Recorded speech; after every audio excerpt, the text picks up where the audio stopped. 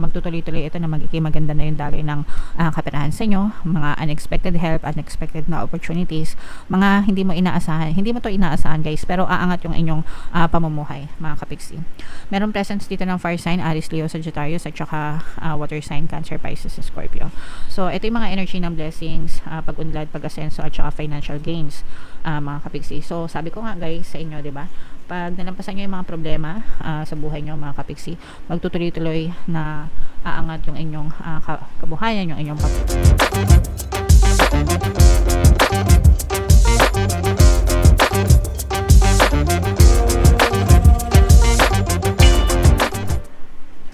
Hello guys, hello Gemini, welcome back to Pinay Pixie Tarot. Ang pamagat ng episode natin for tonight is third quarter kapalaran para ngayong July, August, September para sa Gemini, Sun, Moon, Rising Sign, and Venus. So, unahin natin tong deck na to mga kapiksi. Tingnan natin yung mga mensahe sa inyo ng inyong mga gabay. By the way guys, sa mga naghahanap ng mga pampaswerte na lucky charms, lucky bracelet, may mga items na makikita kayo sa description box nitong video. Check nyo yung mga items doon. And pwede nyo na rin siyang i-check out mga kapiksi. Okay, so ito yung mga mensahe sa inyo guys ng inyong mga gabay. Sobrang ganda mga kapiksi. Unang-una, meron tayong timeline guys, no, within the next few months.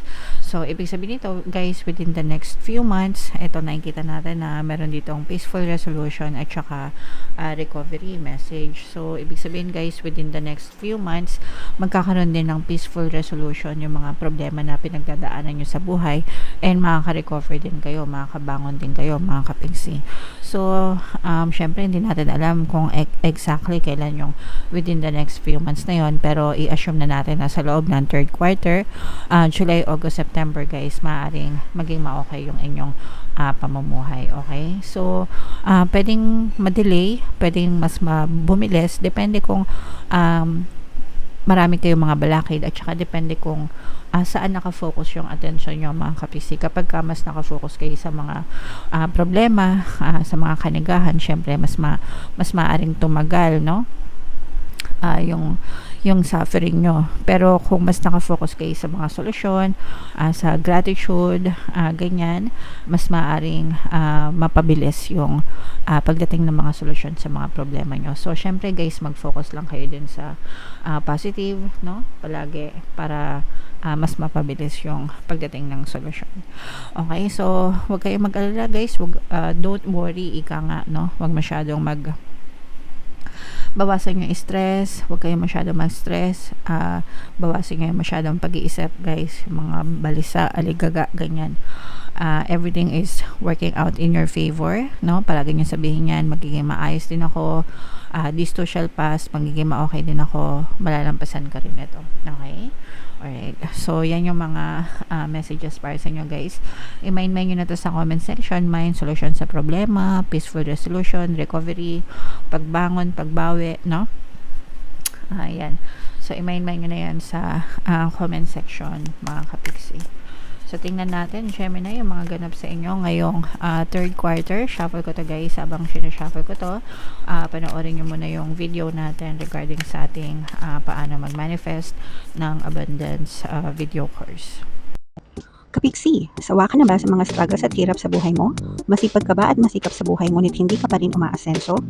Ilang beses ka na bang nag-attempt mag-negosyo at mag-invest pero palagi ka pa rin nalulugi? Sa pagkakataon na ito ay maaaring may subconscious beliefs ka na nagiging balakid sa iyong pag-unlad at pagyaman. Introducing, paano mag-manifest ng abundance video course. Dito ay matututunan mong ma-overcome ang mga balakid mo para tuluyan ka ng umunlad, umasenso, sumagana, maging matagumpay, successful at maswerte sa iyong kabuhayan, pera, trabaho, negosyo, salapi at kaperahan ng bonggang-bongga. Dali, mag-send na ng email sa pinoypixie@gmail.com at simulan na ang iyong pagyaman ngayon. Alright, so sa lahat ng gusto mag-avail ng course guys, naka-flash sa screen nyo. Una, meron tayong paano mag-manifest ng abundance video course. Meron din tayong paano mawala ang third party at magkaroon ng harmonious na relationship. And meron din tayong paano pabalikin si ex, revise breakup. So sa mga interesado guys, mag-send lang kayo ng email sa pinoypixie@gmail.com. So Gemini guys, kayo ay na-represent ng Queen of Swords sa ating spread. Latag natin yung spread nyo mga kapiksi. And again, no, sa mga naghahanap ng mga pampaswerte na lucky charms, lucky bracelet, guys, may mga items sa description box nitong video. Check nyo lang yung mga items doon. Pwede nyo rin i-check out, mga kapiksi. By the way, guys, no, 3 beses tayo maglalatag ng spread. Isa for July, isa for August, isa for September. Pero anytime, pwede ito mag-resonate sa inyo. So, ito, may mga negative dito, guys, no? Meron ditong presence ng Air sign, Aquarius, Gemini, Libra, Fire sign, Aries, Leo, Sagittarius. For some of you, pwedeng may ganyan guys sa inyong natal chart, or you may be dealing with other people na may ganyan. Yung nakikita natin, guys, is eto, stress to, guys. Yung iba sa inyo, maraming stress.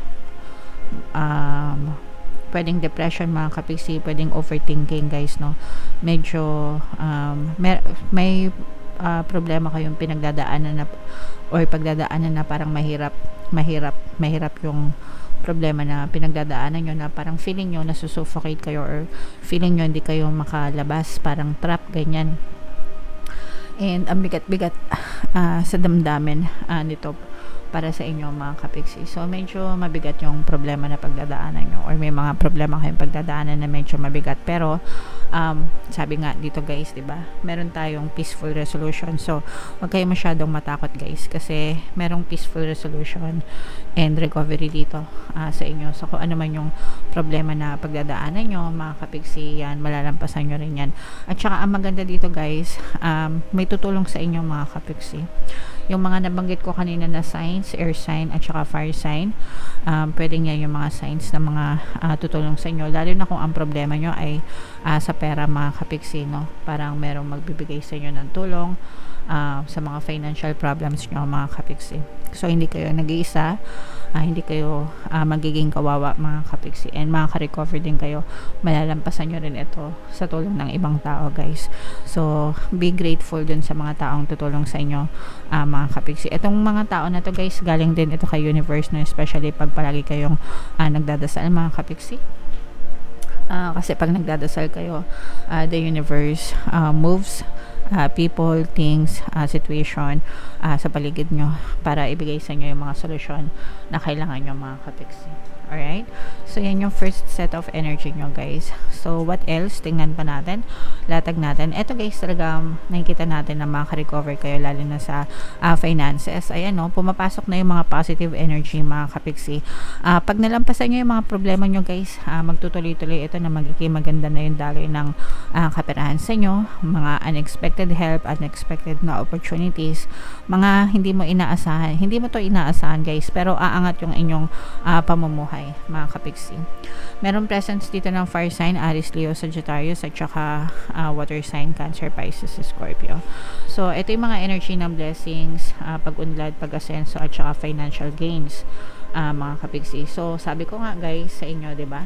Pag nalampasan nyo yung mga problema sa buhay nyo, mga kapiksi, magtutuloy-tuloy na aangat yung inyong kabuhayan, yung inyong pamumuhay. And mararamdaman nyo rin yung magaan na pagpasok ng blessing sa inyo. So, magkakaroon din kayo ng financial gains or kita, no? Maaari kayo magkaroon ng extra income or extra na pagkakakitaan. Yung mga extra pagkakakitaan na yun, doon na manggagaling. Parang yun na yung mga blessings sa inyo, mga kapiksi. And yung iba sa inyo, guys, may chance pa na umunlad, umasenso, pwedeng ma-promote kayo, o kaya makalipat ng mas magandang trabaho or mas magandang pinagkakakitaan, ganyan. So, yun yung mga form of blessings na pwede nyo ma-experience, guys, ngayong third quarter, mga kapiksi. And unti-unti mararamdaman mo yung tagumpay, no? Unti-unti yan. Parang mini success, mga kapiksi. Parang magbubunyi pala. Hindi pala magbubunyag. Magbubunyi. Di ba pag sinabing magbubunyi, magsi-celebrate yung kalooban mo. Ibig sabihin, unti-unti ka nang natutuwa, unti-unti nang gumagaan yung pakiramdam mo, unti-unti ka nang nagdidiwang. Kumbaga, galing sa pagiging nega, kung dati palagi kang umiiyak, kung dati palagi kang nagrereklamo or nai-stress, ngayon unti-unti nang gumagaan yung energy mo and unti-unti ka nang nagiging masaya, kapiksi. Okay? So, yeah.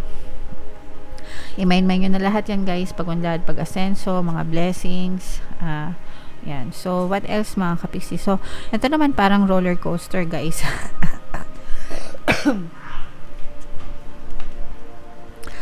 So, maaring,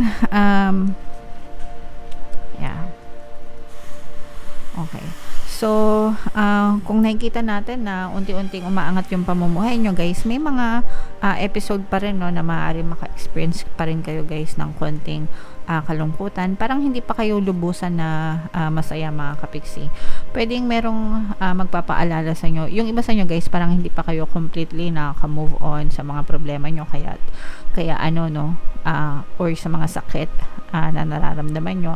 Kaya lumalabas pa tong mga energy. Ito yung mga energy ng sadness, kalungkutan, emotional pain, mga kapiksi. Usually, nangyayari ito or lumalabas tong gantong energy kapag hindi kayo maka-move on, sobrang attached kayo sa mga negative na circumstances. So, kung tapos naman na, guys, wag nyo nang isip-isipin pa ulit-ulitin kasi paulit-ulit lang din kayong masasaktan. So, you should help yourself para tuluyan kayo maka-move on and tuluyan kayong maka-recover, guys. Okay? Kasi sabi ko nga, guys, no, ito'y nasa inyo na yung energy ng tagumpay, mga kapiksi, no? So mapagtatagumpayan nyo din talaga itong mga problema na to. Talaga makaka-recover kayo, guys, no? And yung mga peaceful resolution, tagumpay, success, yan talaga yung mga energy nyo, mga kapiksi.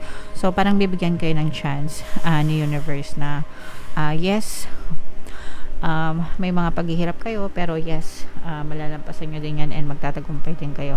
And bibigyan kayo ng chance ni universe para makaangat-angat sa aspeto ng inyong kabuhayan. Sa aspeto ng kaperahan ito, actually, mga kapiksi. Okay?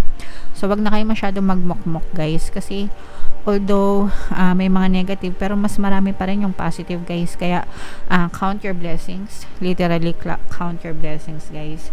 And as you count your blessings, as you appreciate your blessings, magtutuloy-tuloy yan. Mas marami pa yung blessings na dadating sa inyo. Okay? Alright. So, lahat ng mga magaganda, guys, na nabanggit ko, no, lalo na yung mga blessings, yan. Excuse me. Blessings, tagumpay, financial gains, mga rewards, pag-unlad, pag-asenso, lahat yan, guys, i-mind nyo na sa comment section and tulungan nyo din yung sarili nyo, guys, para maka-recover kayo sa mga emotional pain nyo, okay? Ay, nagulat ako. Ano ba yan? Parang bagong taon. Anyway, comment down below, mga kapiksi, if naka-resonate kayo, and for more tarot readings, guys, ito yung playlist nyo. Ito naman yung ating success stories ng paano mag-manifest ng abundance video course. Thank you for liking, sharing, and subscribing. See you next time. I love you all, mga kapiksi. Have a nice day. Bye-bye.